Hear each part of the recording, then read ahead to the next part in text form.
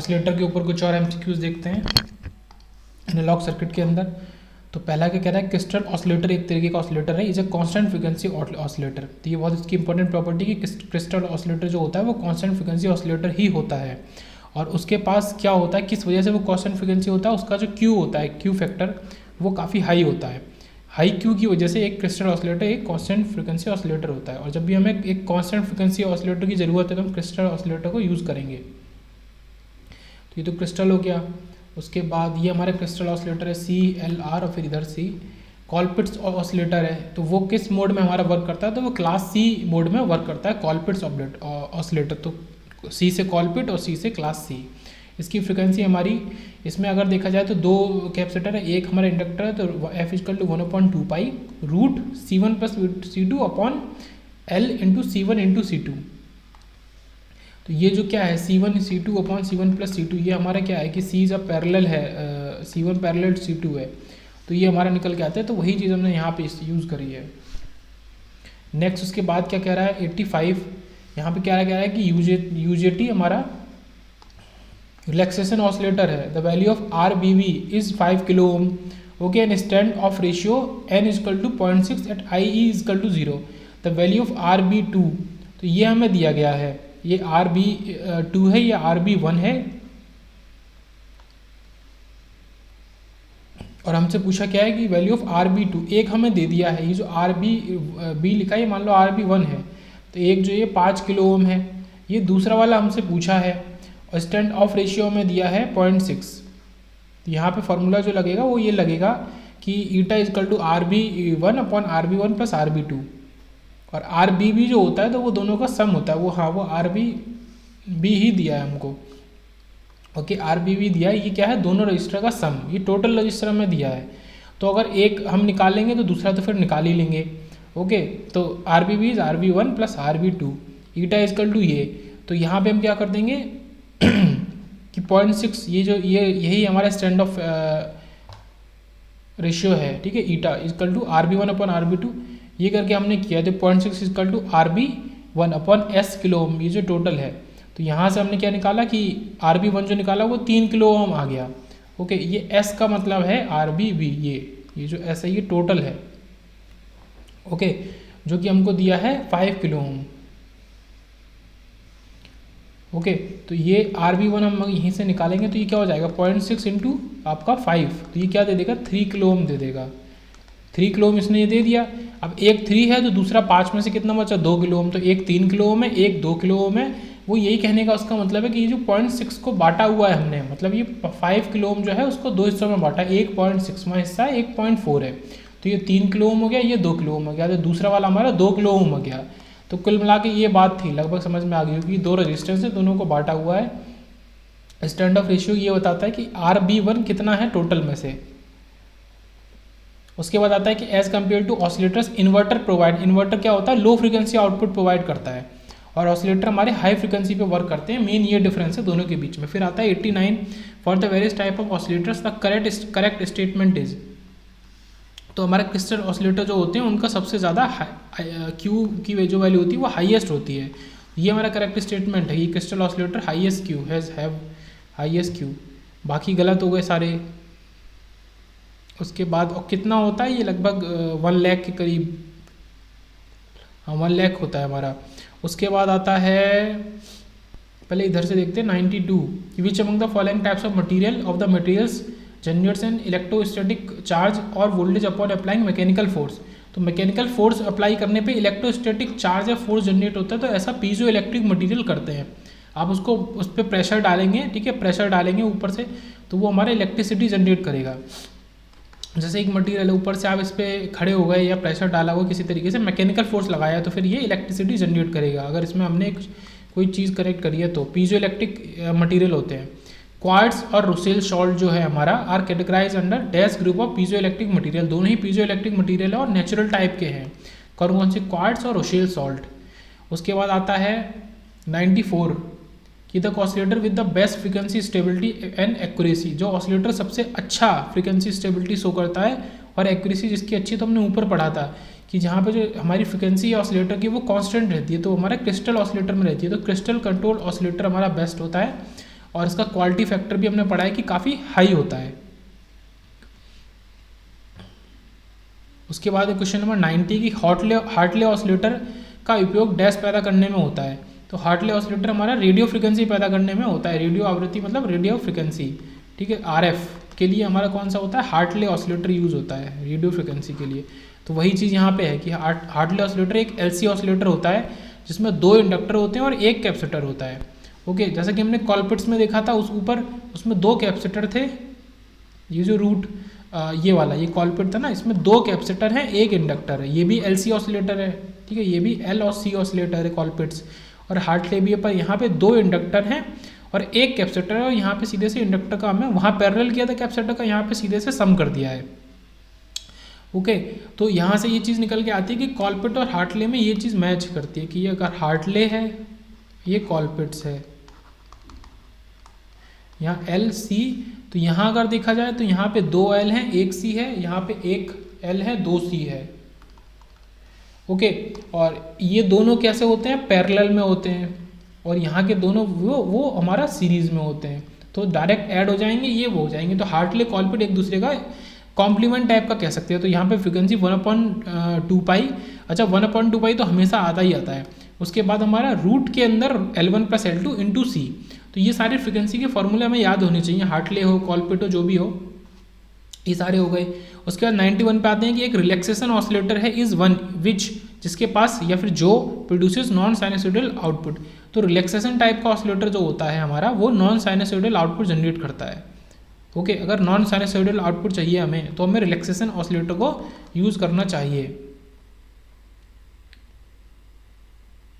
इसमें एक्सप्लेनेशन में भी लिखा है कि रिलैक्सेशन ऑसिलेटर एक non linear electronic oscillator circuit होता है जो कि non sinusoidal repetitive output signal generate करता है, जैसे ट्राइंगल वेव और स्क्वायर वेव।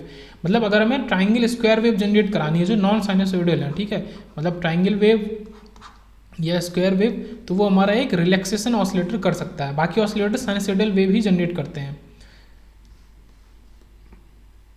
तो नेक्स्ट 95 यहाँ पे बात हो रही है किसकी, कॉलपिट्स ऑसिलेटर की, इज हैविंग टैंक कैपेसिटेंसेस। ओके, तो हर ऑसिलेटर का जो ये सर्किट होता है, एलसी सर्किट या इस तरीके का सर्किट, उसको टैंक सर्किट कहते हैं। ओके, जैसे इसमें क्या है, 2 कैपेसिटर हैं, 1 इंडक्टर है, जो हम पहले ही देख चुके हैं। हार्टले में 2 इंडक्टर हैं, 1 कैपेसिटर है। तो यहाँ पे दोनों कैपेसिटर की वैल्यू दी है 1 नैनोफेरेड और 10 नैनोफेरेड, और इंडक्टेंस की वैल्यू दी है 0.1 micro henry. The gain required by the circuit to start oscillating is, तो जो गेन चाहिए हमें ऑसिलेशन स्टार्ट करने के लिए, वो क्या होगा, तो वो हमारा initial oscillation spontaneously equal to C2/C1 equal to GM × R के इक्वल होगा। तो गेन GM × R के अगर इक्वल होगा तो वो हमारा 10/1 मतलब C1/C2 के इक्वल हो जाएगा। तो जो गेन की बात करते हैं, ये गेन, तो वो किसके इक्वल हो रहा है, C1/C2, ये गेन ही है। या तो फिर GM × R के इक्वल लिख सकते हैं, ये ट्रांस कंडक्टेंस है GM। C2/C1 मतलब 1 10 है, 1 1 है, तो वो हमारा सीधे से 10 दे देगा।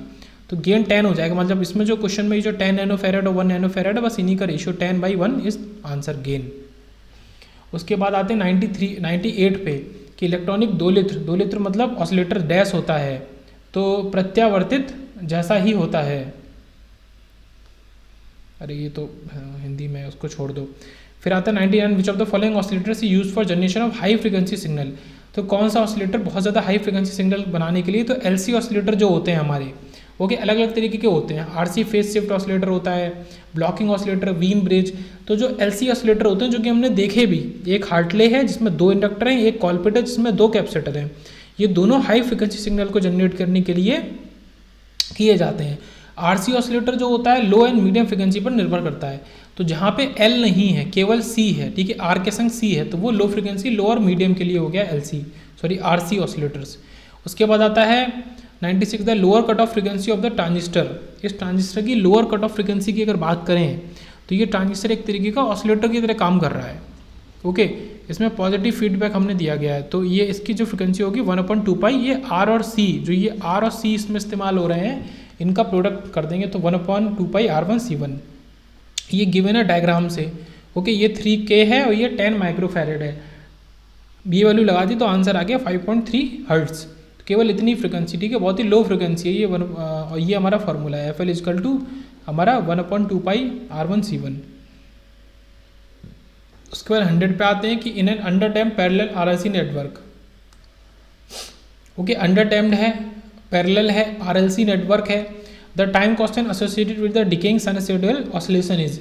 तो अंडर डैम्ड है और आरएलसी नेटवर्क है, मतलब आर भी है, एल भी है, सी भी है, बट ये पैरेलल आरएलसी का मतलब आर और सी यहाँ पे पैरेलल बताए गए हैं। तो इससे क्या होगा, टाइम कांस्टेंट जो पूछा जा रहा है, तो आर और सी के अराउंड तो वैसे भी टाइम कांस्टेंट आर सी होता है, बट यहाँ पे 2 और आ जाएगा, तो हमारा टाइम कांस्टेंट जो पूछा जा रहा है उसका आंसर हो जाएगा 2RC। बाकी ये पूरा इतने लंबे सॉल्यूशन से उनने करके उसमें ये जाइन करके यूज़ किया, तो इसको सीधे से याद कर लें क्योंकि फिर तो बहुत लंबा हो जाएगा। तो 2RC हमारा आंसर हो जाएगा इस तरीके के सर्किट का, जब पैरेलल आरएलसी और अंडर डैम्प की बात कर रहा है कि जाई हमारा <<1 है। अंडर डैम्प का मतलब अगर जाई <1 है, आरएलसी पैरेलल सर्किट है, तो हमारा 2RC आंसर हो जाएगा।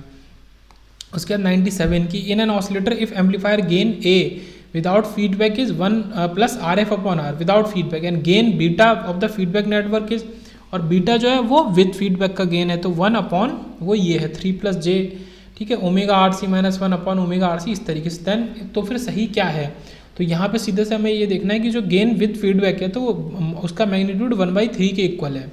बस इतना याद रखना है कि जो गेन विद फीडबैक है उसका मैग्नीट्यूड 1/3 के इक्वल है। ओके, ये उस बीटा को हमने बड़ा करके लिखा, तो वो यही था कि 1/3+ इस तरीके से था, तो इसका जब हमने मैग्नीट्यूड लिखा तो ये हमारा इस तरीके से हो जाएगा ω/RC² - 1/RC², तो ये 0 बन जाएगा, तो ये 1/3 दे देगा इसका मैग्नीट्यूड। ओके, तो डायरेक्ट यही आंसर निकल के आ रहा है, बाकी कोई रिलेशन हमको समझ नहीं आ रहा। और इसका मैग्नीट्यूड देखो, ऑप्शन में देख के हमें क्या दिख रहा है कि उसने इस बीटा का मैग्नीट्यूड निकाला है, 2 ऑप्शन में ये चीज़ है, तो आप मैग्नीट्यूड निकाल के देखो, हो सकता है इन्हीं दोनों में से किसी से एक से मैच हो जाए, तो इससे मैच हो गया डी वाले से, तो 1/3 हमारा बीटा आ गया सॉल्व करने पे। और कुल मिला के देखी जाए तो ये जो यहाँ पे 3 इस्तेमाल हुआ है, ये वाला 3, तो यही हमारा 1/3 ये आंसर आ रहा है सीधे से। उसके बाद आता है कॉलपिट्स ऑपरेटर की, क्या पूछ रहा है कि frequency of oscillation of कॉलपिट operator is given by, तो f0 इज 1/2π रूट में है और LC इक्विवेलेंट के इक्वल है, ठीक है, ये C इक्विवेलेंट लिखा है, C इक्विवेलेंट क्या है, C1 पैरेलल C2, तो यहाँ पे C1 C2 हो जाएगा, ऊपर C1 + C2 आ जाएगा, ये पूरा रूट के अंदर हो जाएगा। यही चीज़ हमने पहले भी देखी थी, तो ये इसको फुलफिल कर रहा है जो हमने फॉर्मूला देखा है कॉलपिट का। ओके, LC रूट में LC इक्विवेलेंट, ये L/C इक्विवेलेंट नहीं, C इक्विवेलेंट बाई L भी नहीं, ठीक है, बाकी कोई फिट नहीं बैठ रहा। उसके बाद आता है कि ये क्वेश्चन इजी से, positive feedback is use in oscillators. Positive feedback का मतलब A/1 - A × बीटा। ओके, और यहीं से क्या निकल के आता है कि A बीटा किसके इक्वल होना चाहिए, 1 के इक्वल होना चाहिए, जो बार-गॉसन क्राइटेरिया है 1 के इक्वल होना चाहिए। और यहाँ पे देखो ये जो हमने ये देखा था कॉलपिट्स वाला, इसमें C इक्विवेलेंट C1 C2 और C1/C1 + C2 के इक्वल है। उसके बाद आता है कि for audio applications, audio application के लिए कौन सा ऑसिलेटर मोस्ट कॉमन है, तो हमारा RC ऑसिलेटर जो होता है वो ऑडियो एप्लीकेशन के लिए मोस्ट कॉमन है, मतलब मिडिल, लो और मीडियम फ्रिक्वेंसी के लिए, ठीक है, केवल RC ऑसिलेटर। LC ऑसिलेटर जितने होते हैं वो काफ़ी हाई फ्रिक्वेंसी के लिए यूज़ किए जाते हैं। क्रिस्टल ऑसिलेटर जब हमें कॉन्स्टेंट फ्रिक्वेंसी का चाहिए। यहाँ पे क्या आता है कि the most stable sine wave oscillator with most simple circuit, तो हमारा क्रिस्टल ऑसिलेटर ही है जो सबसे ज़्यादा यूज़ होने वाला है, मोस्ट स्टेबल है और सबसे सिंपल सर्किट जिसका हमारा होता है, तो हमारा क्रिस्टल ऑसिलेटर हो गया, ठीक है। 102 देख लिया। अब यहाँ पे ये भी थी कि जो RC ऑसिलेटर है इसकी फ्रिक्वेंसी क्या होती है, तो इसकी फ्रिक्वेंसी बहुत इंपॉर्टेंट है, याद रखना है, f0 इज 1/2π और RC सिंपल से और केवल रूट के अंदर √6 है। इसको हम RC ऑसिलेटर या फिर फेज शिफ्ट RC ऑसिलेटर भी बोल सकते हैं। तो जब फेज शिफ्ट RC ऑसिलेटर के बारे में पूछेगा तो ये √6 आप ध्यान रखेंगे, और ये RC दोनों जो है ये रूट के अंदर नहीं होंगे, ये भी याद रखेंगे। ओके,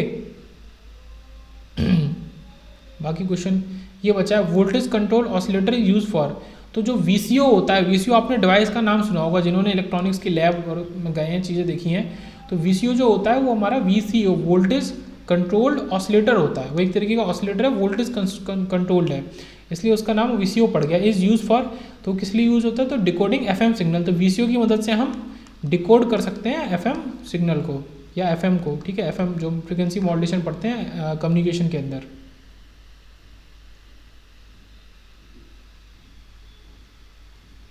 उसके बाद आता है कि which type of feedback is use in Hartley oscillator, तो हार्टले ऑसिलेटर में हमने खुद ही देखा है कि वहाँ पे LC दोनों यूज होते हैं, बट L ज़्यादा यूज होते हैं, तो वहाँ पे L डोमिनेट करता है, तो इंडक्टिव फीडबैक हम यूज़ करते हैं। और ये इसका फ्रीक्वेंसी है 1.2 pi root L1 plus L2 into C. तो हार्टली ऑसिलेटर जो होता है वो हमारा इंडक्टिव टाइप का फीडबैक होता है उसके अंदर।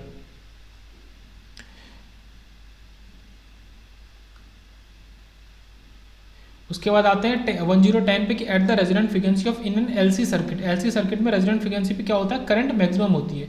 तो बात एलसी सर्किट की हो, आरएलसी सर्किट की हो, किसी की भी हो, अगर आप रेजिडेंट फ्रीक्वेंसी ले रहे हो तो वहाँ पे मैक्सिमम करंट रहती है। मैंने ग्राफ दिखाया था आपको, वो कुछ इस तरीके से ग्राफ है, ऐसा ऊपर जाके ये जो बीच का है रेजिडेंट, ये बीच वाला पॉइंट रेजिडेंट फ्रीक्वेंसी है। ओके, इसके इधर वो एज अ कैपेसिटर डोमिनेंट काम करता है और इसके इस साइड में वो एज अ आपका इंडक्टर डोमिनेंट काम करता है। मतलब ये जो साइड है ये कैपेसिटर वाली हो गई और ये जो साइड है ये इंडक्टर के लिए हो गई। तो हमारा करंट मैक्सिमम वो पूछ रहा है, अगर रेजोनेंट सर्किट में पूछ रहा है रेजोनेंट फ्रीक्वेंसी पे, तो हमारा क्या होगा, करंट मैक्सिमम होगा। उल्टा पूछ रहा है कि रेजोनेंट फ्रीक्वेंसी पे क्या होगा, तो करंट हमारी मैक्सिमम होगी। ओके, इम्पिडेंस हम नहीं कह सकते हैं, ओके इम्पिडेंस नहीं कह सकते। वोल्टेज मिनिमम तो बिल्कुल नहीं होगा और करंट मिनिमम भी नहीं होगी, तो मैक्सिमम वाला ऑप्शन आपका सही हो गया। बाकी जो नॉर्मल फ्रिक्वेंसी होती है रेजोनेंस में, तो F R equal to 1.2 pi root L C के इक्वल होती है नॉर्मल जो फ्रिक्वेंसी होती है। फिर बात आती है कि फॉर्म फैक्टर किसके इक्वल है, तो ये जब एनालॉग पढ़ा है डिटेल में, और ईडीसी में भी कुछ क्वेश्चंस थे जो हाफ वेव रेक्टिफायर है, फुल वेव रेक्टिफायर में फॉर्म फैक्टर हमारा आरएमएस अपॉन एवरेज वैल्यू के इक्वल होता है। Okay, form factor full wave rectifier का फॉर्म फैक्टर क्या होता है 1.11, तो RMS value to average value का रेशियो। उसके बाद आता है कि in a Q meter the output of the oscillator is sorted by resistance of the order of. तो क्यू मीटर एक डिवाइस है, उसमें जो सॉरी ऑसिलेटर का आउटपुट है तो उसको कितने ऑर्डर के रेजिस्टेंस से शॉर्ट करते हैं, तो किलो ओम का रेजिस्टेंस वहाँ पे यूज़ करना चाहिए क्यू मीटर में जो रजिस्टर होता है उसका। तो ये याद रखें, क्यू मीटर में जो रजिस्टर होता है उसका किलो ओम ऑर्डर का रजिस्टर होना चाहिए। उसके बाद 107 पे आते हैं कि oscillator circuit is mainly a converter of. तो एक ऑसिलेटर सर्किट जो होता है वो डीसी टू एसी कन्वर्टर होता है। ओके, डीसी को एसी में चेंज कर देता है या एसी वेव जनरेट कर देता है, साइनसॉइडल वेव वो जनरेट करता है, इसीलिए वो डीसी टू एसी कन्वर्टर होता है। उसके बाद आते हैं 108 पे कि state of gain of an RC phase shift oscillator for obtaining sustain oscillation. ये भी क्वेश्चन बहुत इंपॉर्टेंट है, वो बाकायदा बात कर रहा है किसकी, आरसी फेस शिफ्ट ऑसिलेटर की। तो उसमें गेन की स्टेट के लिए मतलब सस्टेन ऑसिलेशन के लिए कितना गेन कम से कम होना चाहिए, वो ये पूछ रहा है। तो ए जो गेन है हमारा ग्रेटर देन इक्वल टू 29 होना चाहिए, इसकी वैल्यू 29 या उससे ज़्यादा होनी चाहिए, तभी हमारा सस्टेन ऑसिलेशन हो पाएगा आरसी फेस शिफ्ट ऑसिलेटर के अंदर। अब हमने आरसी फेस शिफ्ट ऑसिलेटर पढ़ा, और एलसी ऑसिलेटर जो हमारे हैं वो दो तरीके के पढ़े हमने, ठीक है, कॉलपिट और हार्टले। क्रिस्टल ऑसिलेटर पढ़ा। अब एक वीन ब्रिज ऑसिलेटर आता है नया, कि Wien bridge oscillator the output frequency is determined. तो इसमें आउटपुट फ्रिक्वेंसी हम कैसे निकालते हैं, आरसी के कॉम्बिनेशन से निकालते हैं। ओके, वीन ब्रिज भी हमारा जो आरसी टाइप का ही होता है एक ऑसिलेटर, पर वो फेस शिफ्ट नहीं होता, अलग होता है। ओके, तो यहाँ पे ये आरसी सीरीज में हम लगाते हैं और एक आरसी पैरेलल में होता है। इसमें दो आरसी हैं, सीरीज में है और पैरेलल में है। फ्रीक्वेंसी यहाँ पे भी 1/2 पाई आरसी के इक्वल ही होती है, रूट नहीं होगा, ठीक है, ये याद रखेंगे वीन ब्रिज के अंदर।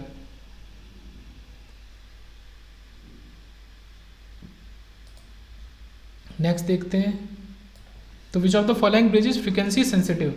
तो कौन सा ब्रिज जो होता है हमारा फ्रीक्वेंसी सेंसिटिव ब्रिज होता है। तो वीन ब्रिज जो होता है वो फ्रीक्वेंसी सेंसिटिव ब्रिज होता है, मतलब फ्रीक्वेंसी का उस पर असर करता है, फ्रीक्वेंसी डिपेंडेंट भी बोल सकते हैं। और कौन सा फ्रीक्वेंसी इंडिपेंडेंट होता है, तो मैक्सवेल, वीडस्टोन, एंडरसन, ये फ्रीक्वेंसी इंडिपेंडेंट ब्रिज होते हैं सारे के सारे, ठीक है। वीडस्टोन तो सबसे सिंपल ब्रिज होता है, फिर एंडरसन, मैक्सवेल, ये सारे इंडिपेंडेंट होते हैं। उसके बाद आता है कि which of the following is fixed frequency oscillator. ये हम पहले ही देख चुके हैं, फ्रीक्वेंसी कांस्टेंट है और रिमेन कांस्टेंट है, ये सब चीज़ें। तो क्रिस्टल के अंदर ऐसा होता है कि क्रिस्टल ऑसिलेटर जो होता है हमारा फिक्स फ्रीक्वेंसी ऑसिलेटर होता है। उसके बाद फिर एक क्वेश्चन है हमारा यहाँ पे, किसका ऑसिलेटर है, कॉलपिट ऑसिलेटर का है। The frequency of oscillation produce by the कॉलपिट oscillator shown in the given figure is. मतलब सीधे हमें फ्रीक्वेंसी पूछी और ये फिगर दे दिया है, इस फिगर को देखते हुए हमें बताना है फ्रीक्वेंसी कितनी होगी।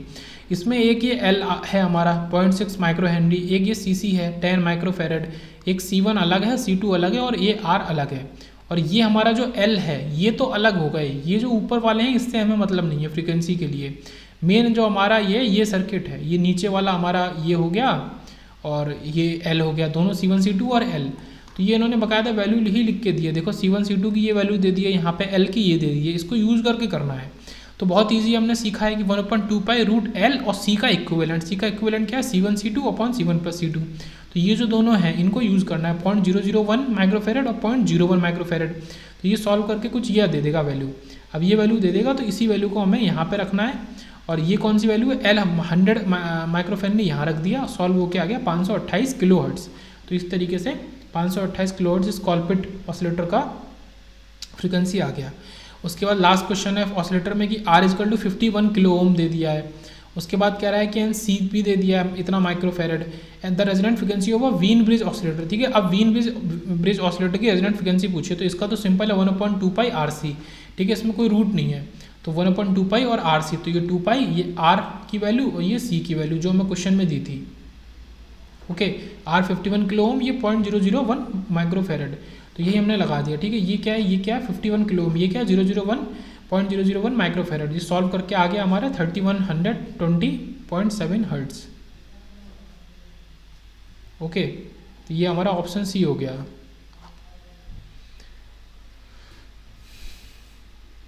उसके बाद कुछ बात करते हैं वेव शेपिंग सर्किट्स की। तो यहाँ पे पहला है कि which of the following is use for generating time varying wave form.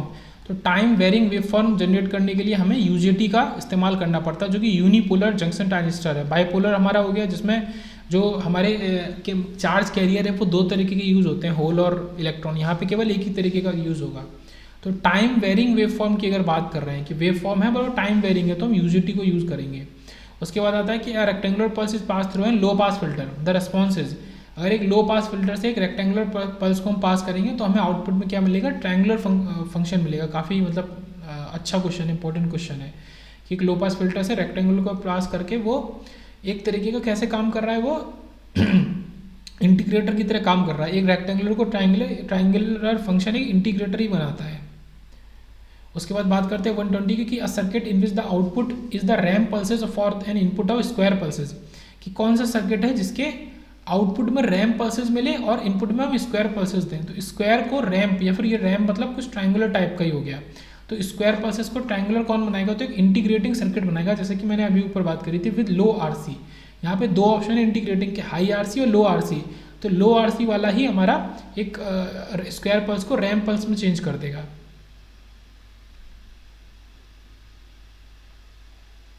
तो नेक्स्ट है 121। इसमें क्या कह रहा है कि when a sinusoidal voltage wave drives a ischemic trigger. देखिए यहाँ पे इसमें स्कीमिक ट्रिगर की बात कर रहा है कि द आउटपुट इज अ। तो अगर स्कीमिक ट्रिगर में हम साइनसॉइडल वेव देते हैं, मतलब स्कीमिक ट्रिगर ऐसी डिवाइस है इसमें साइनसॉइडल वेव अगर देते हैं, ये स्कीमिक ट्रिगर है, तो वो उसको क्या बना देता है, एक रेक्टेंगुलर वेव बना देता है। ओके, ये रेक्टेंगुलर वेव बना देता है, तो उसको एक रेक्टेंगुलर वेव बना देगा। तो ये स्कीमिक ट्रिगर का एक एप्लीकेशन भी है कि साइनसॉइडल वेव जो हमने दिया उसको एक रेक्टेंगुलर वेव बना रहा है। कौन कर रहा है, स्कीमिक ट्रिगर ऐसा कर रहा है। उसके बाद नेक्स्ट आते हैं 122 पे, कि the transient current lossless LC circuit when excited from an AC source. ठीक है, एक transient current lossless LC circuit है जिसको एक्साइट किया AC सोर्स से इज डा, तो वो एक अनडैम्प्ड वेव हमें देगा। ओके, अनडैम्प्ड साइन वेव देगा। ये क्या है, साइन।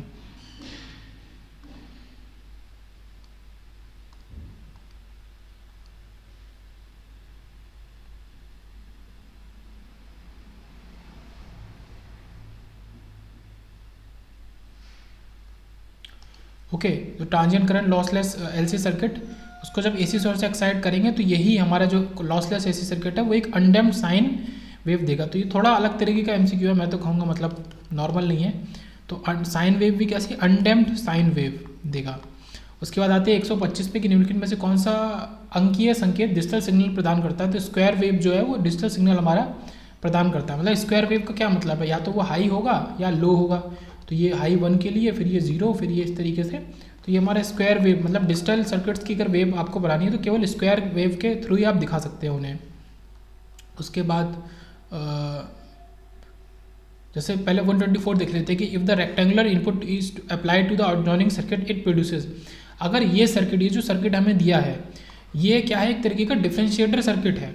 अब यहाँ पे दो चीज़ आती हैं, एक तो डिफरेंशिएटर हो गया, फिर एक हमारा इंटीग्रेटर हो गया। तो इंटीग्रेटेड डिफरेंशिएटर में ये डिफरेंस है कि अगर आप यहाँ पे C लगा दो और यहाँ पे R लगा दो तो वो आपका क्या हो जाएगा, वो आपका ये आपका इंटीग्रेटर बना देगा। और ये जो R है, फीडबैक में R है और इनपुट में आपका सी लगा। ये कैसा डिफरेंशिएटर सर्किट है। इन्होंने कहा है कि एक रेक्टेंगुलर वेव अगर दे रही है और इस रेक्टेंगुलर को हमने डिफरेंशिएट कर दिया तो ये एक पल्स बन जाएगा, एक स्पाइक बन जाएगा, ओके, इम्पल्स फंक्शन की तरह बन जाएगा। तो इसका जो डिफरेंशिएशन करके क्या होगा, एक रेक्टेंगुलर वेव डिफरेंशिएट करके एक स्पाइक वेव देगा। तो इस वजह से इस सर्किट का आउटपुट स्पाइक वेव होगा। तो उसके लिए देखो क्वेश्चन में हमें इनपुट दिया है, सर्किट दिया है, जिससे हमें पहचानना पड़ेगा कि कैसा सर्किट है। अब पहचान लिया तो फिर इस इनपुट को, रेक्टेंगुलर इनपुट को हमने डिफरेंशिएट किया, फिर हमें आउटपुट मिला स्पाइक।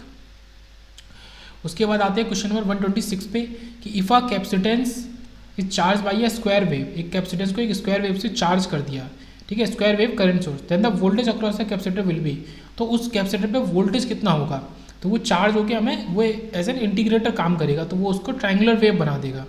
उस वोल्टेज सोर्स उस कैपेसिटर पे, जैसे कैपेसिटर है, इसको चार्ज किया है किसकी मदद से, स्क्वायर वेव की मदद से, ओके, इसको चार्ज किया है, इसके अराउंड जो वोल्टेज आ गया तो वो हमारा कैसा आ गया, ये वोल्टेज भी आ गया हमारा ट्रायंगुलर। तो ये क्या किया, एक तरीके से स्क्वायर का इंटीग्रेशन क्या होता है, इसका इंटीग्रेशन हमें दे रहा है स्क्वायर का ट्रायंगुलर, ओके।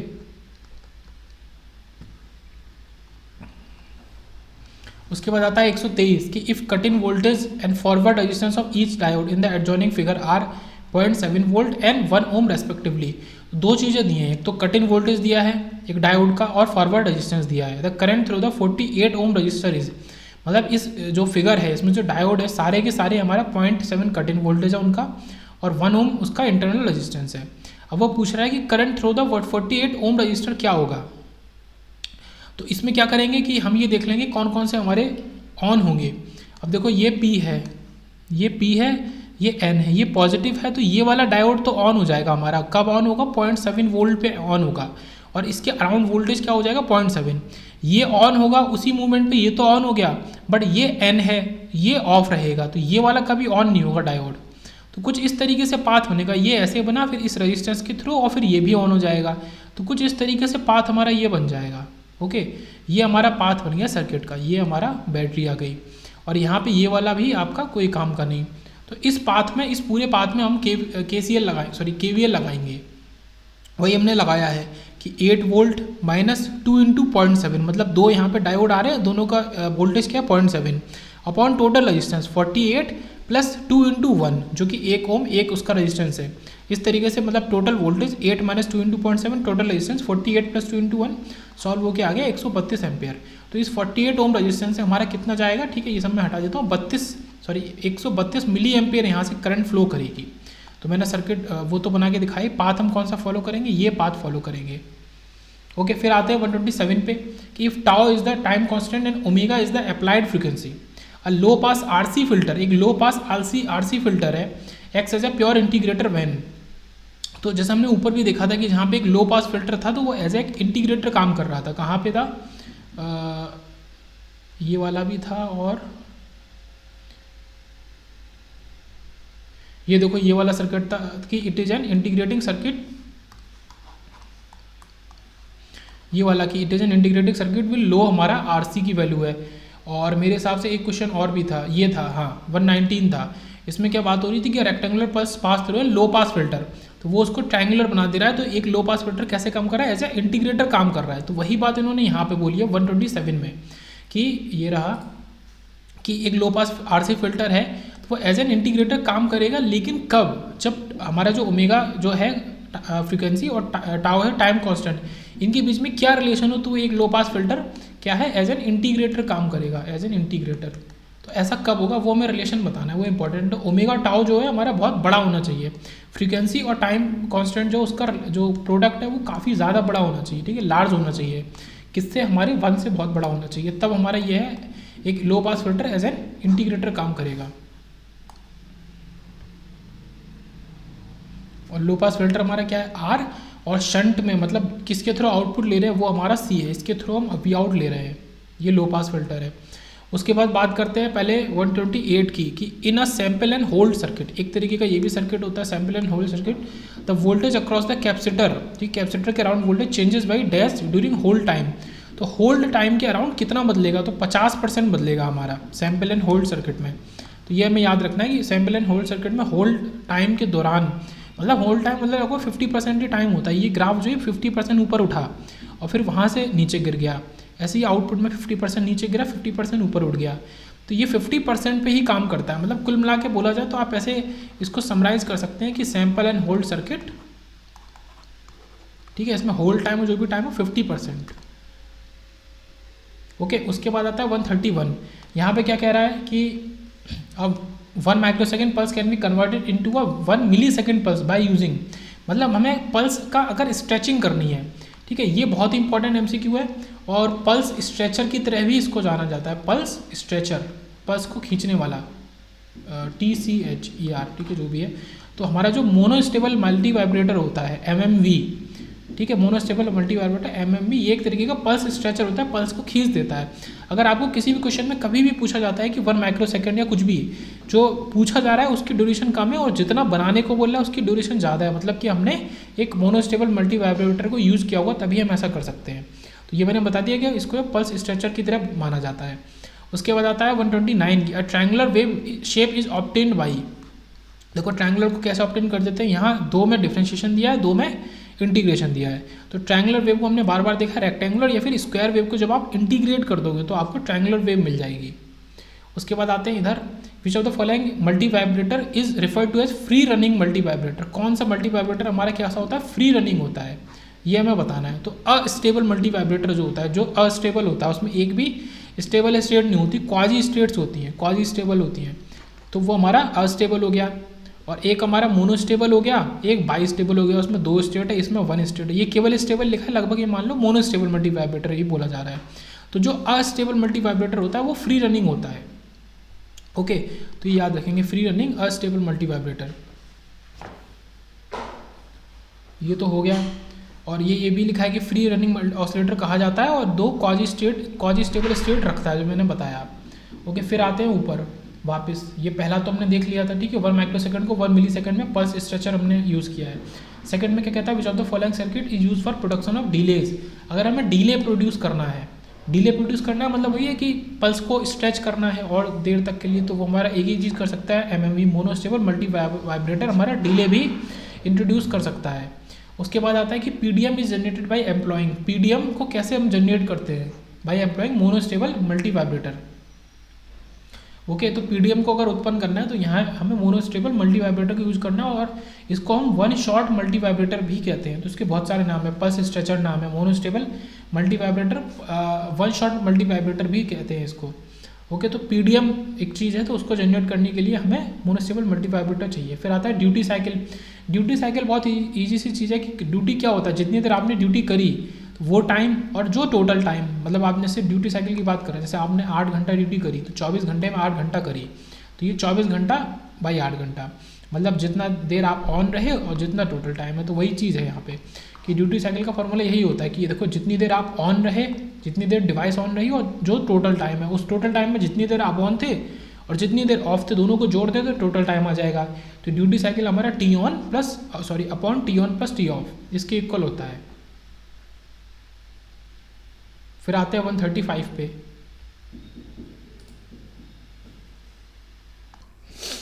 लास्ट देखते हैं, फिर देखेंगे नेक्स्ट लेक्चर में 135। तो यहाँ पे क्या है कि अप्रॉक्सीमेट आउटपुट फ्रिक्वेंसी हमसे पूछी है, ठीक है, ये क्या है, 555 ऑसिलेटर बोले या 555 टाइमर।